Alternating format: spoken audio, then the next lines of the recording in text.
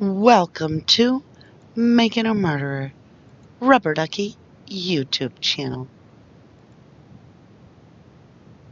All right, it's our last read of this week, and we're going to get part 30 done.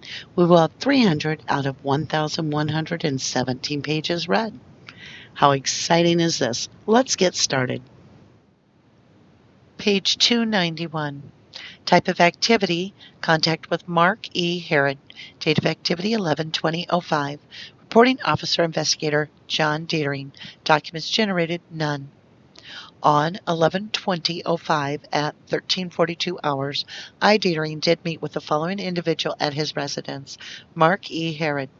Herod had contacted me during the week of 11/13/05, indicating he had possibly been online with Teresa Halbach the night before she had disappeared, and further indicated she had mentioned going to the Avery property. Herod indicated the day before Teresa Halbach went missing, he was in an online chat, members.yahoo.com, with someone who he believed to be Teresa Halbach. He was unsure of the date, but stated it was for certain the day before she went missing. He stated he had tried to contact her via Yahoo on a previous occasion. He stated he had looked up her profile on members.yahoo.com and searched by location. He stated he found her information along with a photo outline online. Herod stated he actually had done the chat with her the day before she went missing in Wisconsin chat room.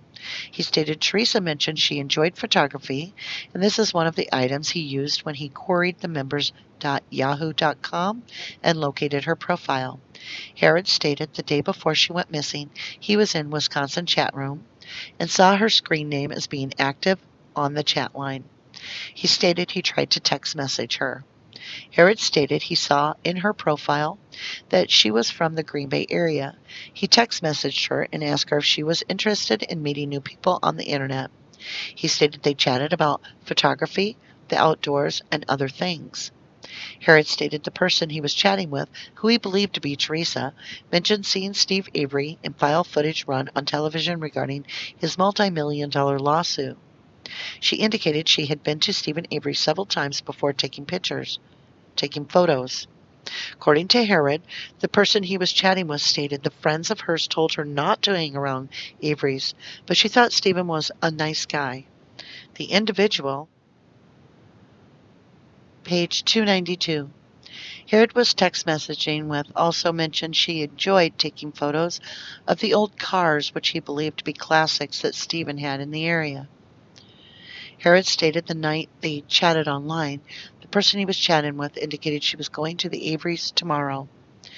Herod indicated that he had only had one actual chat with the person who he believed to be Teresa Halbach online. He stated this was an evening chat between 21:30 and 2200 hours, and it lasted at least 45 minutes. Herod indicated the person who he was chatting with stated she would be online the next day approximately 8 o'clock p.m. He stated he checked the chat rooms and did not see that subject's profile or screen name listed. Herod indicated he has been online using two screen names, those being Herodum and Milwaukee Skeezer, as well as Sweet Guy Mill. He stated he believed he used the Milwaukee Skeezer screen name when he chatted with the person he believed to be Teresa. Herod indicated the person he was chatting with specifically mentioned the fact that she worked with Auto Trader magazine. Herod stated he is familiar with Auto Trader. Herod indicated SBC is his internet provider, however, he has a dynamic IP. Herod went on to state the person he was chatting with online made no mention of how Avery had contacted her. Herod further indicated there was no mention made of when the appointment with Steve Avery was actually scheduled. The person Herod was chatting with online indicated she was recently single, and Herod felt this meant she had recently ended a relationship. Herod stated he had a 2-year-old son that weekend before Halloween and described the weekend as being a cold weekend. He stated he and his son just stayed around the apartment complex, swimming in the pool, etc. Herod stated he was not sure if he had his son the weekend of 11/04/05 through 11/05/05. Herod indicated he goes into chat rooms every couple days. He further indicated there was no mention made of whether the person he was chatting with preferred wet film to digital photography equipment. Investigation continues. Page 293. Investigator John Dietering, Calumet County Sheriff's Department. Page 294. Type of activity, interview of Paul Metz. Date of activity, 11/20/05. Reporting officer, investigator John Dietering. Documents generated, one-page written statement. On Sunday, 11/20/05 at 14:51 hours, I, Dietering, did meet with Paul Metz, previously mentioned in this report, at his residence just west of the intersection of Jumbo Creek Road and Zander Road. I had spoken with Metz by telephone about the whoosh from the area of the Avery property. He states that as the crow flies, his property is approximately 4.5 miles from Avery's. I asked him how certain that he had heard the whoosh on 11/01/05. He stated he was positive it was 11/01/05 as it was the day after Halloween. Metz indicated between 1700 and 1800 hours, all of his cattle were lined up along the fence at the southern edge of his property near the road. He stated the air was really heavy that day and there was a breeze out of the south. He stated he heard a whoosh off in the distance and a few minutes smelled an odor similar to burning wires. He stated he is self-employed as a commercial electrician and is familiar with burning wires. He stated while the odor was similar to burning wires, it was something different than burning wires. He stated he began to detect the odor very faintly approximately 5 minutes after the whoosh. He stated his cattle were bothered by the smell to the point of knocking down fences in order to try to get away.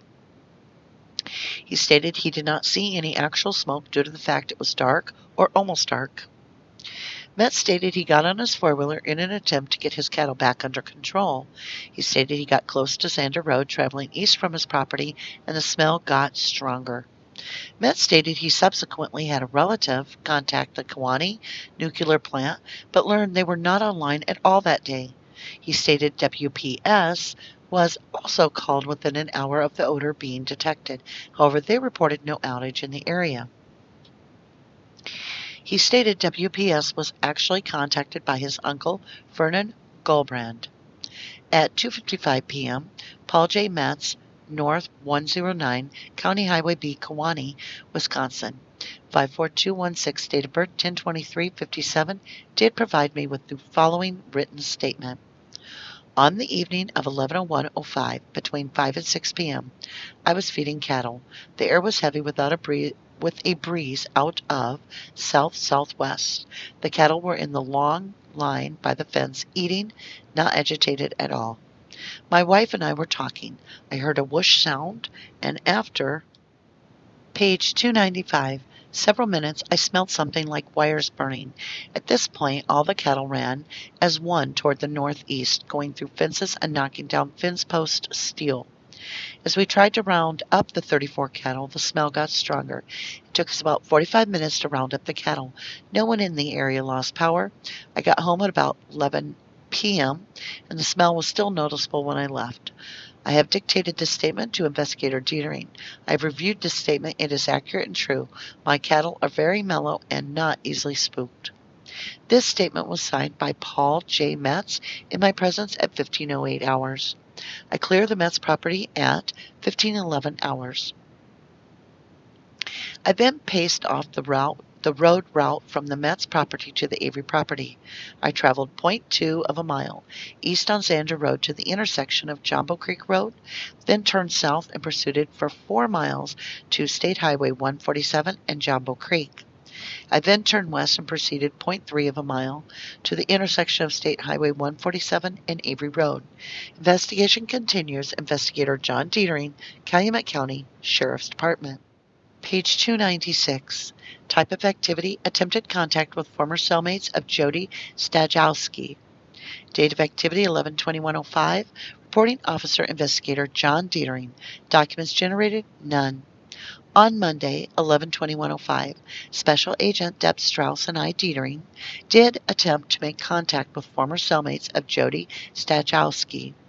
These people were no longer incarcerated in the Manitowoc County Jail. We attempted to contact Rhonda Worley at her place of employment and met with no success. I did place a phone call to Bonnie Huber and reached an answering machine. Sometime in the evening of 11/21/05, I did receive a telephone call from the following individual, Bonnie J. Huber. Huber indicated she had served 2 weekends in the Manitowoc County Jail. She indicated her contact with Stachowski was very limited, and she had never become Stachowski's confidant in any way. She indicated she had no information to offer regarding this matter. Shortly thereafter, I received a phone call from the following individual regarding this matter, Rhonda J. Worley. Rhonda indicated she was incarcerated in the Manitowoc County Jail between 11:04:05 and 11:14:05. She stated she was housed with Stachowski and did speak with her on occasion. Page 297.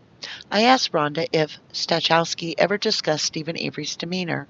She indicated Jody stated if she would do something wrong, Steven would get angry but not go ballistic.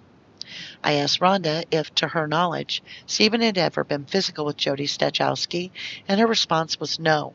She stated Jody was asked this by another girl, and Rhonda overheard the conversation.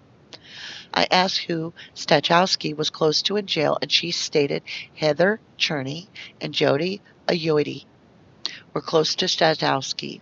Investigation continues. Investigator John Dietering, Calumet County Sheriff's Department. Page 298. Type of activity, interview of Joy A. Ayoade. Date of activity 11/29/05. Reporting officer investigator John Dietering. Documents generated none. On Tuesday 11/29/05 at 09:47 hours, Special Agent Deb Strauss and I Dietering did interview the following individual at the Manitowoc County Jail, Joy A. Ayoade. Ayoade is currently an inmate at the Manitowoc County Jail. Ayoade indicated she had been at the jail since August and has been housed with Stachowski all that time. She states she is currently in lockdown as a result of trying to get one of Stachowski's letters mailed to Steven. She stated she is close to Stachowski. Ayoade stated when they talked together, they talked about the outside and what they are going to do when they get out. Ayoade indicated Stachowski has talked of getting married to Steven. Ayoade was questioned as to whether Stachowski ever mentions anything about Steven's personality. Ayoade indicated that, to her, Steven seemed like he was okay. She did indicate Steven does not want Stachowski to get a job, and he is very jealous of her. He stated Steven made Stachowski quit her job at the Arenes Company. Ayoade was questioned about violence that had taken place in the relationship between Avery and Stachowski. Ayoade indicated Stachowski never came out and said he beat me, but Stachowski did indicate that he hit me several times. Ayoade indicated, according to Stachowski, jealousy usually would trigger these events. Ayoade indicated Stachowski told her Steven Avery would get mad at Stachowski when Stachowski talked to Steven's brothers. According to Ayoade, Stachowski admitted to getting a black and blue eye on one occasion from Steven. However, Stachowski did provide no details to Ayoade about this. Page 299. Ayoade indicated Stachowski did tell her Steven choked her on one occasion. Ayoade was unable to provide any further detail about this. Ayoade further indicated she had no idea as to what this was triggered by. Ayoade indicated Stachowski initially was upset with Steven named as a suspect and would cry a lot. As more evidence came out, Ayoade stated Stachowski would say, "I don't know what to think." Ayoade thinks Stachowski is in denial over Steven's offenses. According to Ayoade, Stachowski's mother wrote Stachowski a letter indicating it could have been you and blank Stachowski's daughter. Ayoade indicated Stachowski has gotten 5 letters from news agencies.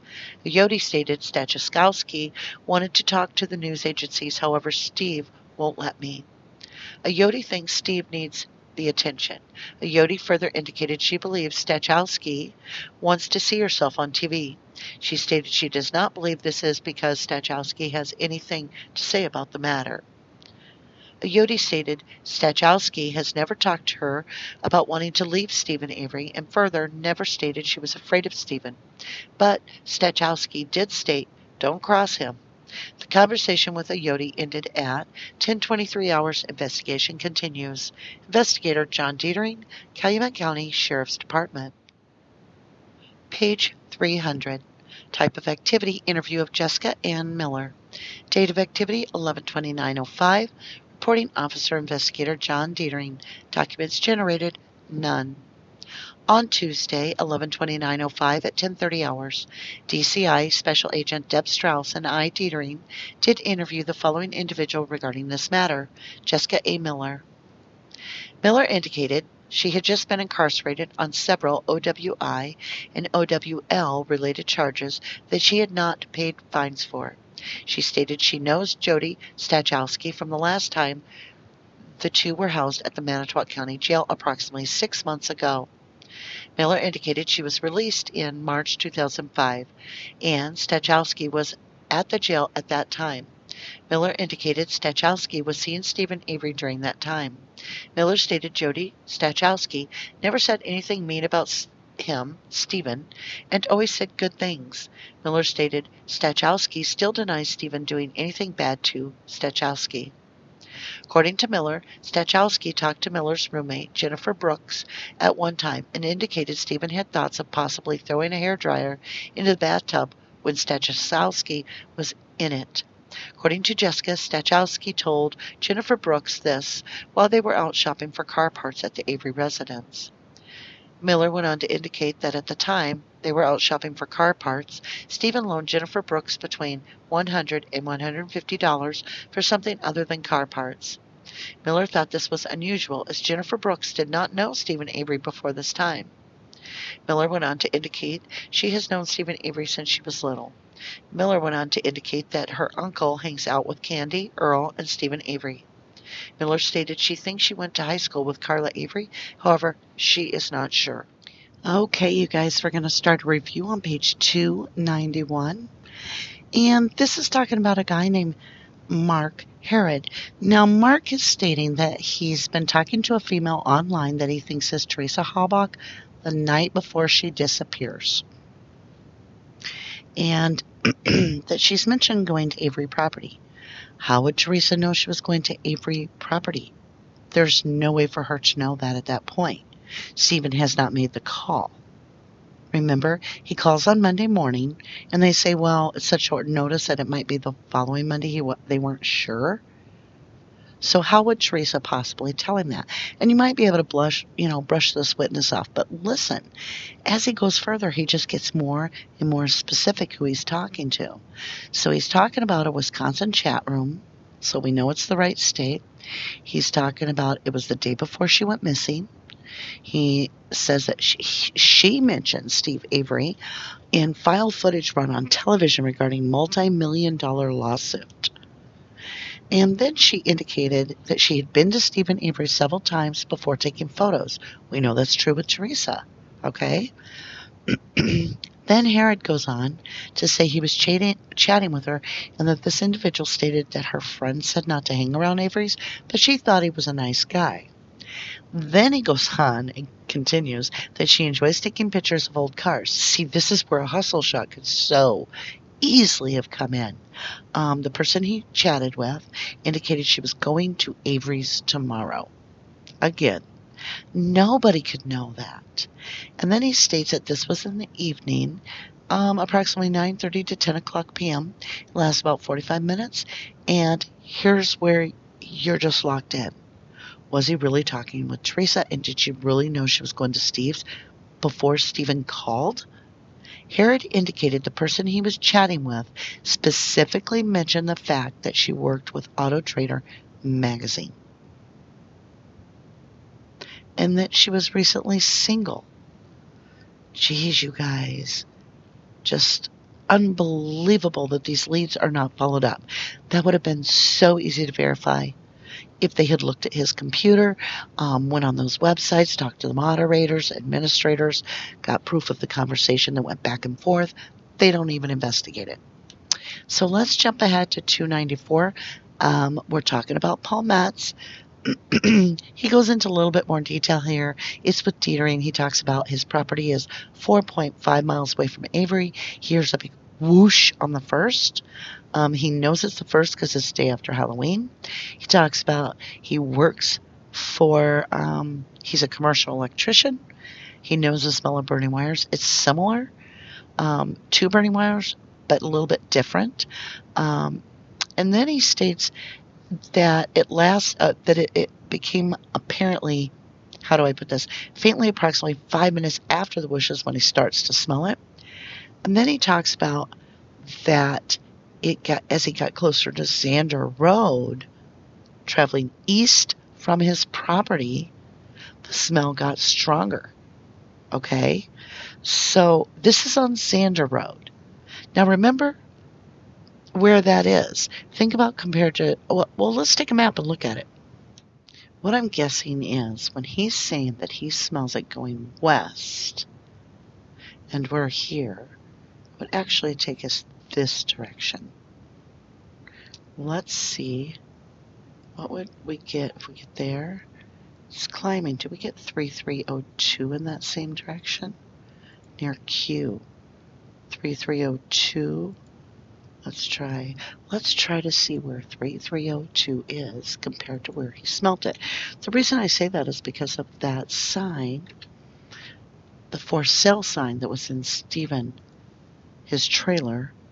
It always, that goes the opposite way. Interesting. Well, something to think on. Now let's jump to 297.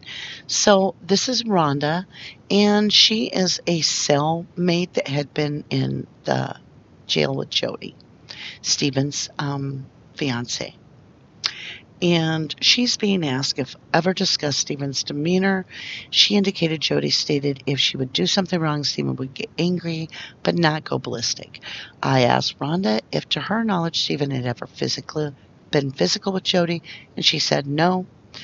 She did overhear another girl and Jody talk about this, and that's how she said no, because they had talked about that. So on page 298, we're still talking to other cellmates, and this is Joy, and she stated she's in current lockdown because she was trying to get a letter of Jody's mailed to Steven. And then, that she probably has some resentment there. She goes on to say that Steven always seemed nice, right up here, that he was okay. He doesn't want her to get a job, that he gets jealous of her. And then he stated that Jody never came out and said it, but that he would hit her.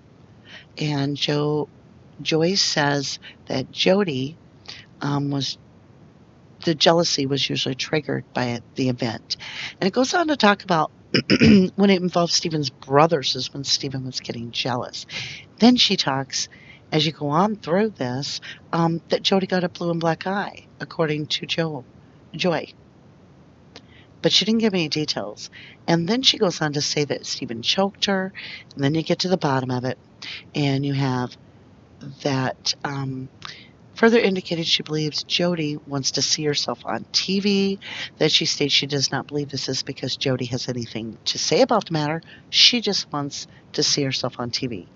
And then she's asked, and then she states, furthermore, that Jody said she was never afraid of Steven. And then we have page 300, and we have Jessica. Now, Jessica is friends with Candy and Earl, and we know how Earl's behaved in this. So take this with a grain of salt, if you will. She indicates never said anything. Jody never said anything mean about Steven. Always said good things. But then, the very 2 paragraphs later, like 2 sentences later, she's talking about her own roommate is telling her that at one time Steven had thought of possibly throwing the hairdryer in the bathtub with Jody. But it's not Jody saying it, and it's not this lady saying it. It's the roommate. So it's hearsay. We don't know if it's true. She went on to say that one time Jody loaned Jennifer Brooks about $100 to 100 between 100 and 150 for something other than car parts, and she thought it was strange because Stephen didn't know Jennifer at that time. But Miller went on to indicate that her uncle hangs out with Candy, Earl, and Stephen. Who's her uncle? Very interesting. All right, guys, that concludes our read for the week. Thank you so much. Thank you so much for joining me again this week as we did the Daily MaM Read CASO Investigative Reports, and we have completed almost getting there to a third of it. Wow, that's pretty impressive. So you guys were learning a lot. Earl's name just keeps popping up. It's really getting to be very suspicious. His daughter's involved with Stephen. He's got some jealousy, obviously, and concerns. He himself was charged with molestation of the same girl we're talking about, Earl was. So, there's some really, I don't know, you guys, strange suspicion. He should have been a suspect. I want to thank you guys for your support, for Brendan and Stephen, and our channel as well. And it's time, you guys. If you didn't do the crime, you shouldn't do the time. Thank you so much and have a great weekend.